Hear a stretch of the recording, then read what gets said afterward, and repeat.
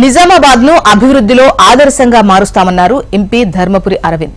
ఎన్నికల ప్రచారంలో భాగంగా నిజామాబాద్ పట్టణంలో ఎంపీ అరవింద్ పర్యటించారు. మార్నింగ్ వాకర్స్ తో భేటీ అయిన అరవింద్ శివాజీనగర్ చౌరస్తాలో చాయ్ పే చర్చలో పాల్గొన్నారు. కేంద్రం నుంచి ప్రత్యేక నిధులు తెప్పించి స్మార్ట్ సిటీగా మారుస్తామని చెప్పారు. సమస్యలు ఏమైనా ఉంటే తమ దృష్టికి తీసుకురావాలని సూచించారు. దేశంలో బీజేపీ పాలన దేశానికి ప్రధాని మోడీ ఆవశ్యకత ఎంతో ఉందని అరవింద్ అన్నారు.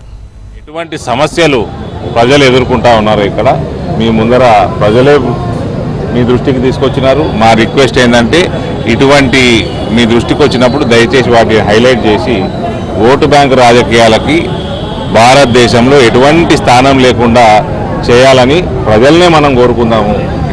మీ మీడియా ఛానల్ ద్వారా ఇటువంటి ఓటు బ్యాంక్ రాజకీయాల వల్ల చాలా సమస్యలు వస్తున్నాయి, ఇబ్బందులు వస్తున్నాయి. నరేంద్ర మోడీ గారి 10 సంవత్సరాల పాలనలో ఎక్కడ కూడా ఒక సీరియల్ బాంబ్ బ్లాస్ట్ కాలే, ఎక్కడ కూడా కమ్యూనల్ టెన్షన్ లేదు.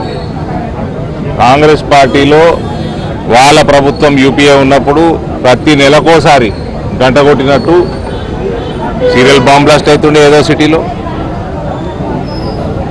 టెర్రరిజం ఫ్లరిష్ అవుతుండే, కమ్యూనల్ రైట్స్ అవుతుండే.